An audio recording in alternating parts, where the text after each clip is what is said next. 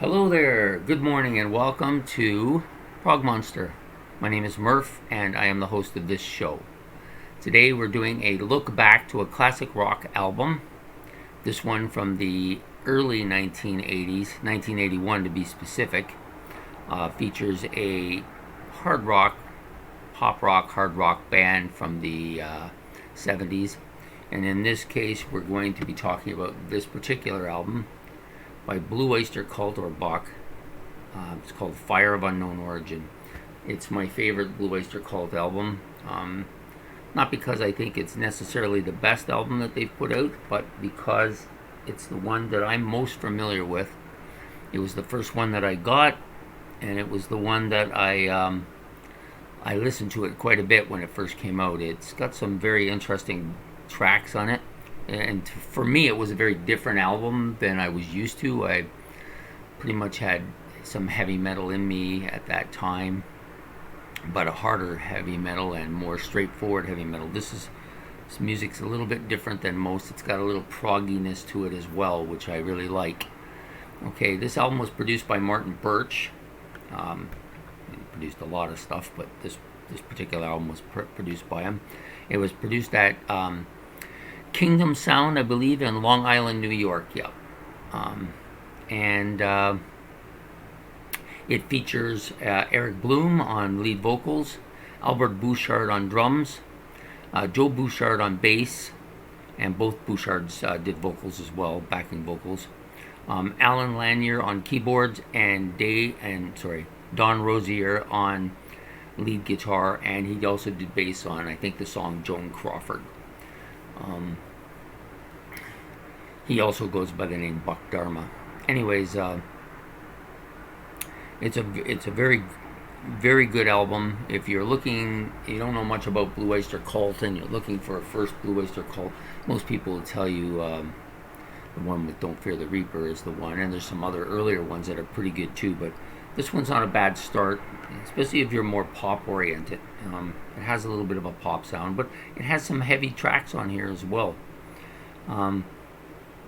So we'll talk a little bit about the album. I'm just going to put my glasses on because reading is not something I do well anymore. Anyways, Fire of Unknown Origin, which is the title track, very good start to the album. I like this song quite a bit. It also has some longevity with me. It's usually one of the tracks I like to listen to when I go back to it. Burning for You, of course, is probably the main radio played song on the whole album. Should have been a bigger hit, I think. Should have done much better, but for some reason it got some airplay and it did okay on the charts, but it wasn't burning the down both sides. But it's a very good track, and I think is underrated myself.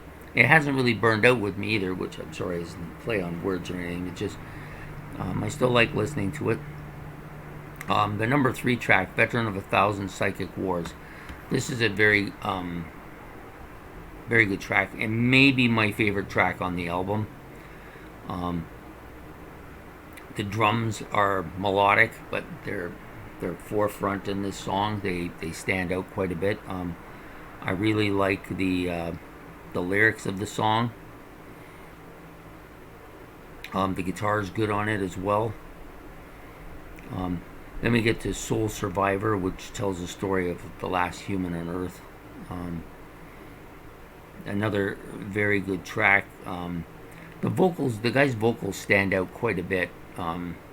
Initially, I didn't think so, but I probably played this album maybe 150 or 200 times over its lifespan. Not this particular CD, but I originally had it in album form when I bought it.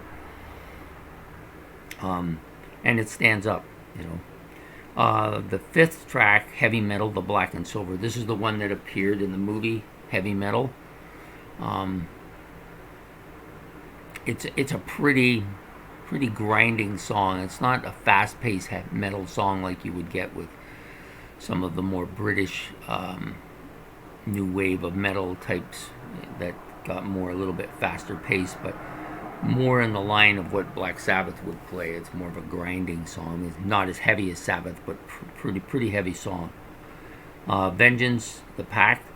This is an underrated song. Now we're on to what would have been probably considered side 2 on the old LP. It's a more faster paced song. The guitar on here is very good. More grinding. Then we get to After Dark, another song. These last 3 or 4 songs originally I thought were just more like filler, fill out the album, but they've come on, and I've started listening to them more often than I used to. And Vengeance of the Pack is one of those songs. After Dark is another song that's really kind of a grinding song, but also fairly fast-paced. Joan Crawford, written about the actress, obviously, has some real interesting bits in it. There's the little whispery part. It's kind of creepy. It's a part where they do the kind of whispering part where she's saying Caroline, and just a little bit. Not I wouldn't say it was scary. It's just kind of creepy. And Don't Turn Your Back. To me, this is a song that I don't know. It gives me this impression of a little bit of a disco element to it. Not a lot. Like it's a pop song and has a bit of a catchy beat to it, but it does have that kind of a disco flavor to it. Which makes sense because disco was coming to an end, or was probably at an end here, but some bands were still trying to capture that and get on the train a little bit. So there's a little bit of that element to it. And probably it was a song that maybe could have been another pop chart song. Anyways, that's where there you have it. That's it. Blue Oyster Cult's Fire of Unknown Origin. To me, this is like a level 1 album. Not quite a masterpiece, but it's as close to the top as I get with Blue Oyster Cult, and it's my favorite album. It's got some neat artwork on the cover, and there's actually, if you go inside to the insert, they have a bigger picture of the same thing, but just like this. It's pretty cool. I like it. It gives the album a little bit of a feel of being a bit mystic, or maybe a little bit on the scary side, although I don't really find it that scary.